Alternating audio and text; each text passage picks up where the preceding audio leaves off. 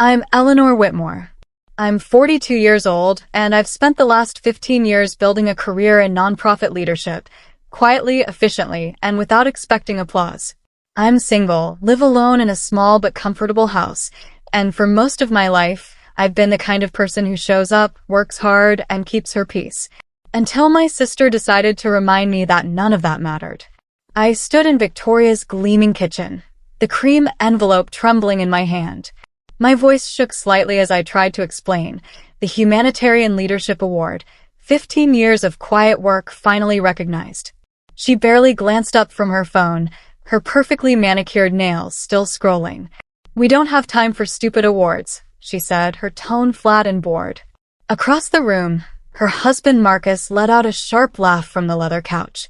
Their teenagers, Bella and Owen, exchanged smirks over the granite island, like I'd just told the world's lamest joke. Heat flooded my face. My throat tightened. I wanted to explain what this meant, why it mattered, but the words died before they reached my lips. Victoria reached over and plucked the invitation from my fingers with two sharp movements. Then she tossed it into the trash bin beside the stainless steel refrigerator. The soft thud echoed louder than it should have. I stared at that bin, then back at her unbothered expression, and something inside me quietly broke. Thank you for listening to my story.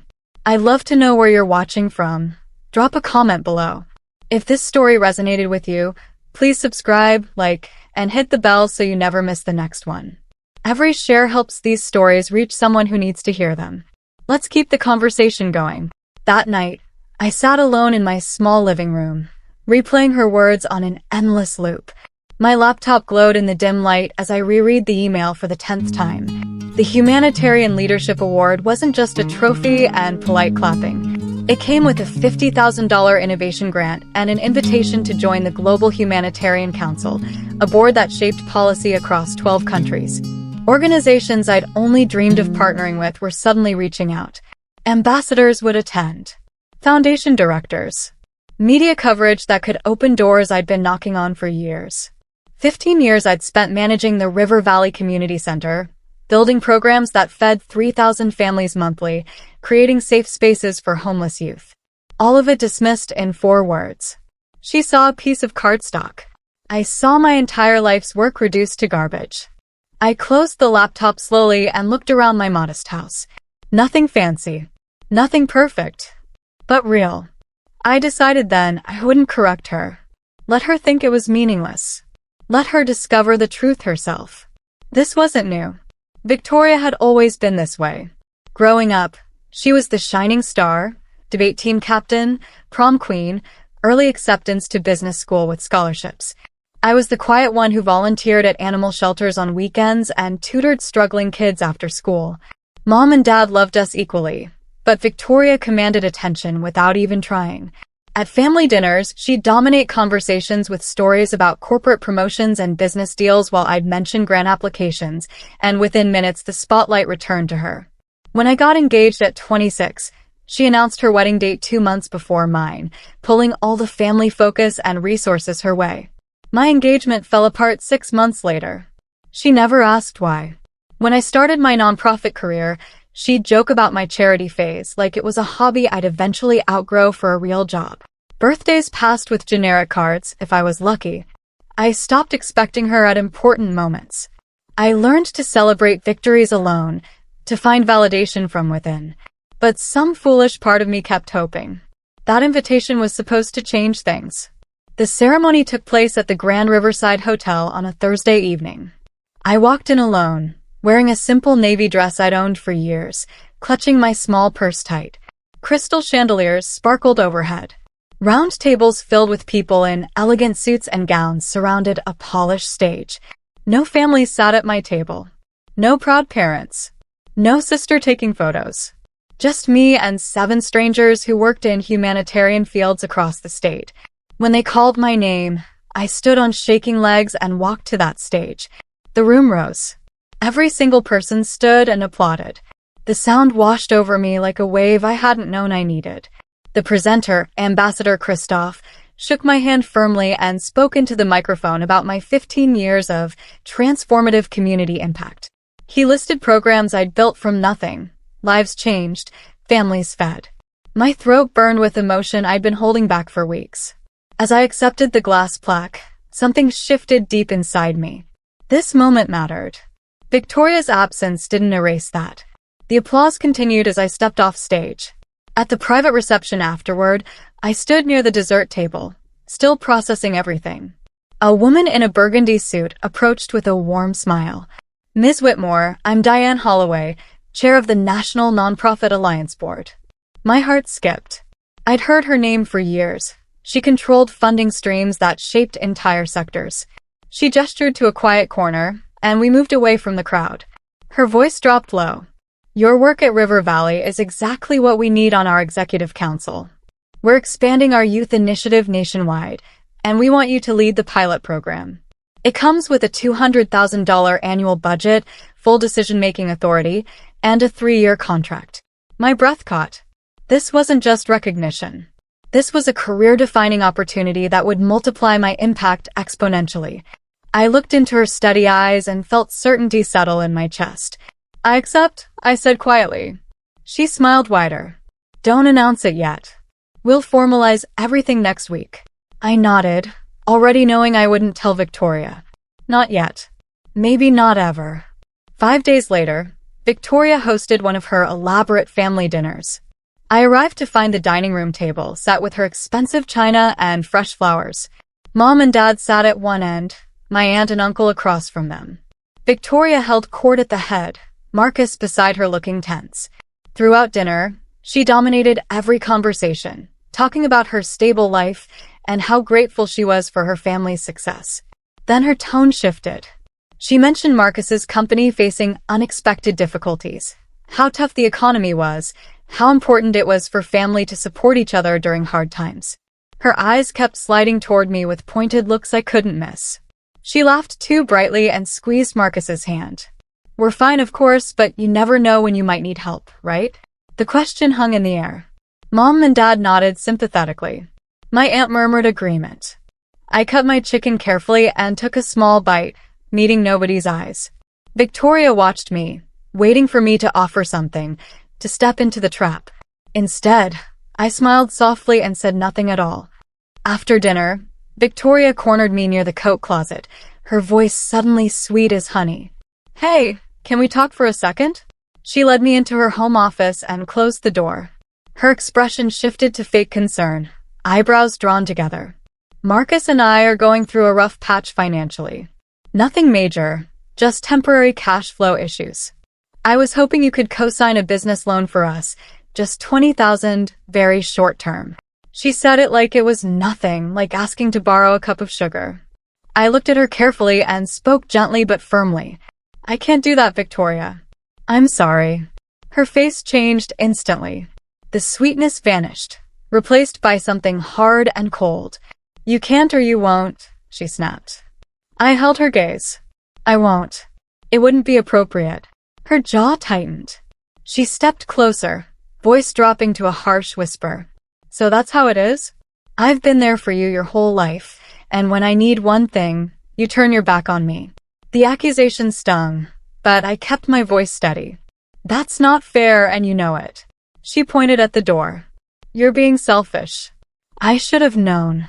Within a week, the family dynamic shifted. Phone calls from Mom became shorter, her tone slightly cooler. My uncle stopped responding to my texts. At a cousin's birthday party, relatives I'd known my whole life gave me polite smiles but kept conversations brief. I felt the freeze and knew exactly where it came from. Then my aunt pulled me aside and whispered, "I heard things have been difficult for you at work lately. I hope it gets better." I blinked, confused. "What do you mean?" She looked uncomfortable. "Victoria mentioned you might be facing some problems with your job security. We're all hoping you land on your feet." My stomach dropped. Victoria was spreading lies, painting me as struggling, as someone who couldn't even take care of herself while refusing to help family. I wanted to scream the truth, to defend myself, but I knew how that would look. Desperate, defensive. So I just smiled and thanked my aunt for her concern. Later that night, I got a text from a cousin.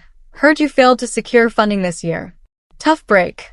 Victoria's smear campaign was working perfectly. 2 weeks later, I attended the Community Leadership Summit downtown, a huge event with local officials and business leaders. I didn't expect to see Marcus there, but he was working a vendor booth near the entrance. I gave him a small wave and kept moving through the crowd. Halfway through the afternoon, Ambassador Christoph spotted me across the room and called out loudly, "Ms. Whitmore, congratulations again on your award." He crossed the space quickly, shaking my hand with genuine warmth. People nearby turned to look. He continued in that booming voice, "And I heard the wonderful news about your new position with the National Nonprofit Alliance, leading the youth initiative nationwide. What an incredible opportunity. You must be thrilled." My cheeks flushed. I thanked him quietly, aware of the growing audience. He clapped my shoulder and walked away, leaving me standing in a circle of curious faces. Across the room, I spotted Marcus frozen mid-conversation, his mouth slightly open. His eyes locked onto mine with a look of pure shock. Then I saw Victoria pushing through the crowd toward him, her expression unreadable. She'd heard everything. Our eyes met across 50 feet of space, and I watched her face drain of color. Victoria found me in the parking lot 30 minutes later, her heels clicking sharply against the pavement. She grabbed my arm, spinning me around. "Why didn't you tell me?" Her voice shook with anger and something else, humiliation. I gently pulled my arm free and kept my voice calm. "Tell you what." Her eyes flashed. "About the award. About the position. About any of it." I had to hear it from a stranger at a public event while my husband stood right there. I let silence sit between us for 3 long seconds. Then I spoke quietly. "You said it was stupid. You threw the invitation in the trash. Why would I tell you anything after that?" Her face twisted. She opened her mouth, closed it, then tried again. "That's not..." I didn't know what it actually was. I nodded slowly. "You didn't ask." Her hands clenched into fists at her sides. "This is ridiculous. Look, Marcus's business is failing. His partner backed out, and we're facing serious problems. You have connections now. You can help us. You have to help us." The demand hung in the air. I shook my head. "No, Victoria. I don't." She stepped closer, her voice taking on a desperate edge. "You're on this big important council now. You know, people with money, with influence. All you have to do is make a few calls, connect Marcus with the right investors. That's nothing for you." I felt the familiar pressure to cave, to make peace, to shrink myself to keep her comfortable. But something had changed in me that night at the ceremony. I stood straighter. "What you're asking me to do would be unethical. I can't use my professional position to benefit family members financially. That's a conflict of interest that could destroy everything I've built." Her laugh was harsh and bitter. "Of course you'd hide behind ethics. This is family, for God's sake. Family helps family." I shook my head firmly. "Not like this. I'm sorry Marcus is struggling, but I won't compromise my integrity." Her expression turned vicious. "You think you're so much better than me now, don't you? Well, let me tell you something. I know things about you. I know the truth about who you really are. And if you don't help us, I'll make sure everyone else knows too." The threat was clear. I felt my pulse quicken but kept my voice steady. "Do what you need to do, Victoria." She tried. Over the next 2 weeks, Victoria told anyone who would listen that I'd changed, that success had gone to my head, that I was abandoning family in their time of need. She posted vague social media messages about betrayal and fake people. She called relatives with stories that painted me as cold and calculating. But something unexpected happened. People started asking questions. Details didn't line up. Timelines made no sense. When she claimed I'd refused to help after they'd always been there for me, cousins remembered missed birthdays and dismissed achievements. When she said I was flaunting my success, people who'd actually seen me knew I'd barely mentioned the award at all. Her narrative began crumbling under basic scrutiny. Then my mom called. Her voice was careful, measured. "Sweetheart, Victoria's been saying some things, and I wanted to hear your side directly. What exactly happened with this award?" I closed my eyes, grateful she'd finally asked. "What would you like to know, Mom?" There was a pause. "Everything. Start from the beginning." I didn't yell. I didn't cry. I didn't embellish or exaggerate. I simply told Mom the truth, my voice steady and calm. I explained the award, what it represented, the opportunities it opened. I described walking into Victoria's kitchen with the invitation, the exact words she'd said, watching her throw it away. I told her about the ceremony I attended alone, the position offer, Victoria's demands that I use my influence unethically. No drama. No accusations. Just facts, laid out clearly and honestly. Mom was silent for a long time after I finished. Finally, she spoke, her voice thick with emotion. Why didn't you tell us about any of this sooner? I took a shaky breath. Because Victoria said it was stupid. And for a moment, I believed her. I thought maybe she was right, that it didn't matter, that I didn't matter. Another long pause. Then Mom said something I'll never forget. You've always mattered, sweetheart. I'm sorry if we ever made you feel otherwise. After we hung up, I sat in my quiet living room and let the tears finally come. Not tears of sadness, tears of relief. The truth was out there now, unvarnished and clear. The family began shifting like tectonic plates, slow but undeniable. My aunt called to apologize for believing Victoria's version without asking mine. A cousin sent a long text admitting she'd noticed patterns over the years but convinced herself they didn't mean anything. Dad stopped by my house one evening, hugged me without words, and said he was proud of me. Old memories resurfaced in family conversations, times Victoria had dominated, dismissed, controlled. Things people had ignored or excused suddenly felt impossible to overlook. At a family barbecue, I overheard my uncle telling Marcus that maybe they needed to reassess some things. Victoria sat on the patio, phone in hand, but nobody gathered around her like before. She looked smaller somehow, less sure. When she tried to steer a conversation back to herself, people politely changed the subject. I watched from across the yard, holding a glass of lemonade, feeling no triumph, just sadness for what our relationship could have been. She caught me looking and quickly glanced away. For the first time in our lives, Victoria was losing control, and she knew it. Her kingdom was crumbling, one conversation at a time. 2 days later, Victoria showed up at my house unannounced. I opened the door to find her standing on my porch, eyes red and puffy, mascara smudged. "Can I come in?" Her voice was small, broken. I stepped aside and let her enter. She sat on my couch, twisting a tissue between her fingers. "I'm sorry," she whispered. "I was stressed about Marcus's business, and I took it out on you. I shouldn't have said those things or thrown away your invitation. It was wrong." The apology sounded rehearsed but genuine enough. I sat across from her in the armchair and waited for the rest. She looked up, meeting my eyes. "But we really are in trouble. The business is going under. We might lose the house. I need help. Please." There it was, the real reason for her visit. I felt the familiar tug to fix things, to rescue her, to make her problems disappear so she'd love me the way I'd always wanted. But I'd learned something important. Helping her now wouldn't change anything between us. It would just reset the pattern. I took a deep breath and said gently, "No, Victoria, I can't help you with this." Her face changed instantly. The tears vanished, replaced by cold fury. She stood abruptly, the tissue falling to the floor. "You selfish bitch," she hissed. "After everything I did for you growing up. I was the one who protected you in school, who introduced you to people, who made you feel included. You were nothing without me." The mask had completely dropped. I stood too, my voice still calm but firmer now. "Is that really what you believe?" She laughed harshly. "It's the truth. You were always the quiet, boring one.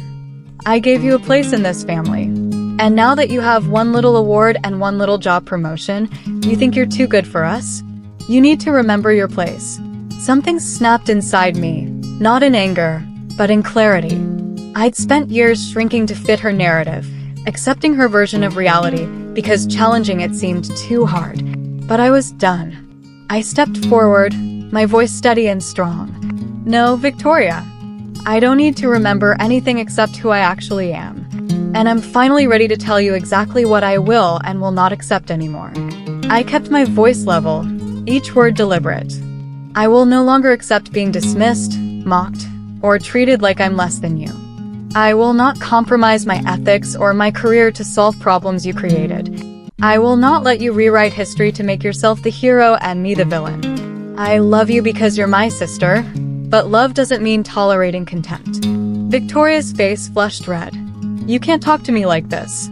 I continued as if she hadn't spoken. I've spent my whole life trying to earn your approval, shrinking myself so you could shine brighter. That ends now. I'm proud of my work. I'm proud of my award. I'm proud of the life I've built. And I don't need your validation anymore. Her mouth opened and closed, searching for words. If you can't respect me, then we need distance. I won't cut you off, but I won't participate in this dynamic anymore either. This conversation is over. I walked to the front door and held it open. She stared at me like I'd transformed into someone she didn't recognize. Maybe I had. She grabbed her purse with shaking hands and stormed past me. You'll regret this, she spat.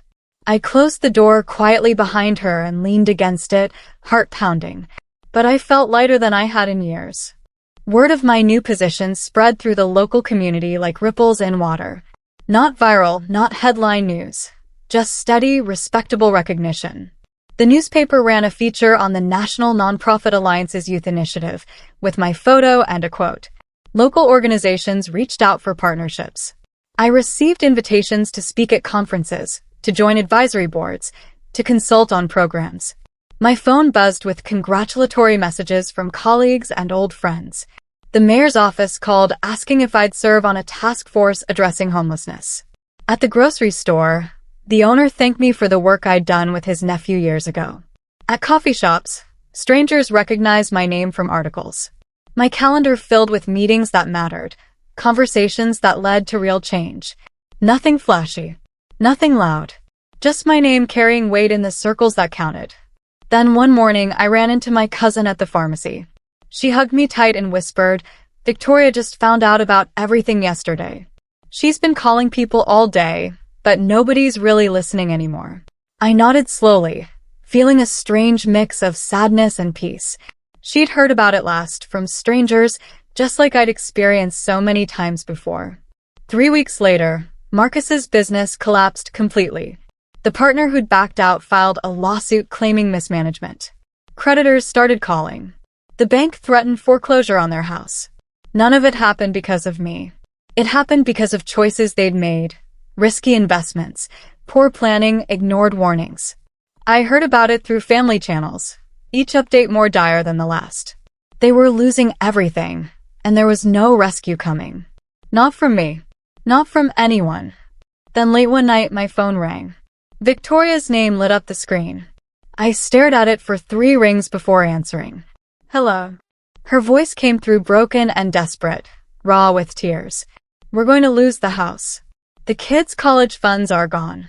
Marcus can't find work anywhere. I don't know what to do. She sobbed openly, and despite everything, my heart ached for her pain. But I also knew what came next. I need money. A loan, anything. Please, I'm begging you. I closed my eyes and steadied myself. This was the test. The moment where I either held my boundary or crumbled back into old patterns. I let her cry for a full minute before speaking. When I did, my voice was gentle but unshakable. Victoria, I'm sorry you're going through this. I truly am. It sounds incredibly painful and scary. She sniffled, hope creeping into her voice. So you'll help. I took a breath. No. I won't give you money or co-sign loans. But I can give you information about financial counseling services, bankruptcy attorneys, and community resources that help families in crisis. Silence stretched between us. Then her voice turned sharp again. Are you serious right now? I'm your sister. We're about to lose everything. I kept my tone compassionate but firm. And giving you money won't fix the underlying problems. It would just delay the inevitable while damaging our relationship even more. You need professional help, not a temporary bailout from family. She made a sound between a laugh and a sob. This is revenge, isn't it? I hurt you, so now you're hurting me back. I felt the accusation land but didn't let it shake me. No, Victoria. This isn't revenge. If I wanted revenge, I wouldn't have answered your call. I wouldn't be offering resources. I wouldn't feel sad about what you're going through. This is me finally understanding the difference between helping and enabling. Her breathing grew ragged on the other end of the line. You don't understand what it's like. You've never had real responsibilities, a husband, kids depending on you. You just have your little nonprofit job and your little house. You don't know real pressure. The words were meant to wound, but they bounced off me harmlessly. I'd heard variations of this my whole life. You're right that our lives are different, I said calmly. But that doesn't make your choices my responsibility to fix. She started to argue, but I cut her off gently. Victoria, I need to say something, and I need you to really hear it. She went quiet. I continued, choosing each word carefully. This isn't revenge. This is the result of how you treated people. How you treated me. You can't spend years dismissing someone, mocking their work, throwing their achievements in the trash, and then expect them to rescue you when things go wrong. That's not how relationships work. The silence that followed felt heavy and complete. I heard her breathing change, becoming shallower, like the words were finally penetrating. When she spoke again, her voice was barely a whisper. She trailed off. I waited, giving her space to respond. But she didn't. She just stayed silent, and in that silence, something fundamental shifted between us. Over the following months, the family dynamic transformed completely. Victoria was no longer the center of every gathering, the one whose opinions carried the most weight. People stopped automatically deferring to her judgment or seeking her approval. At Thanksgiving, my aunt asked me about my work with the youth initiative before Victoria had even sat down. During Christmas planning, Mom called me first to check my schedule. When Victoria tried to dominate a conversation about politics at dinner, Dad gently redirected to let others speak. It wasn't cruel or deliberate. People just stopped enabling the behavior they'd allowed for decades. Victoria noticed. I watched her try to reclaim her position, offering unsolicited advice, inserting herself into planning, but the family had collectively decided to operate differently. They were kind to her, included her, loved her, but they no longer revolved around her. Meanwhile, Marcus found work at a smaller company. They sold the big house and moved into a modest apartment. The kids adjusted to public school instead of private. It was humbling for them, painful even, but they survived. And through it all, Victoria barely spoke to me. Until Mom announced a family gathering for her birthday, and attendance was non-negotiable. I knew it was coming. The gathering was at Mom and Dad's house, their backyard decorated with string lights and potted flowers. Relatives filled the space, talking and laughing in small clusters. I arrived with a bottle of wine and Mom's favorite lemon cake from the bakery she loved. Victoria was already there, sitting at a picnic table with Marcus, looking uncomfortable. Our eyes met briefly before she looked away.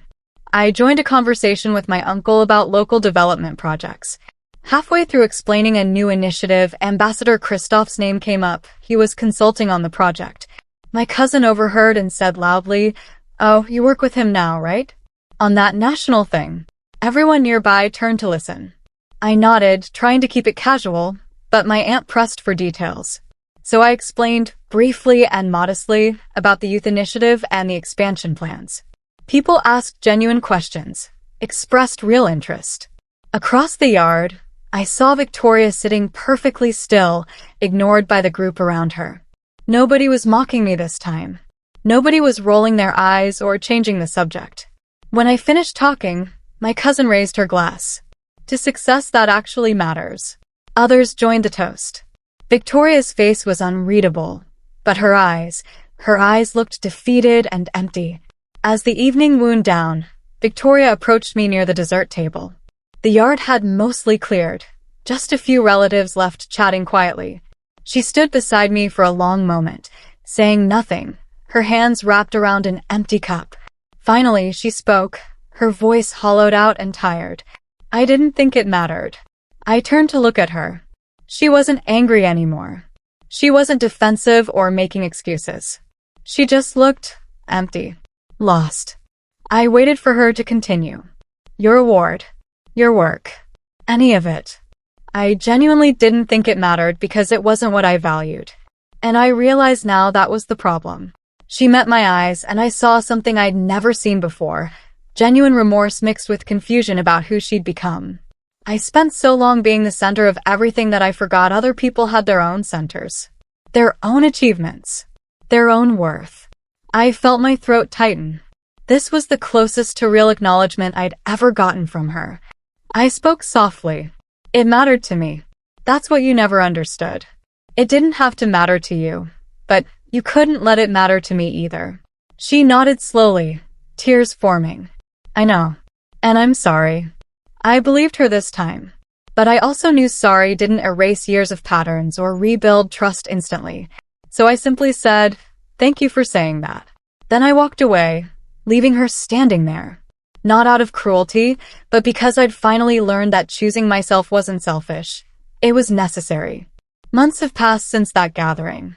Victoria and I talk occasionally now, brief conversations that stay surface level but aren't hostile.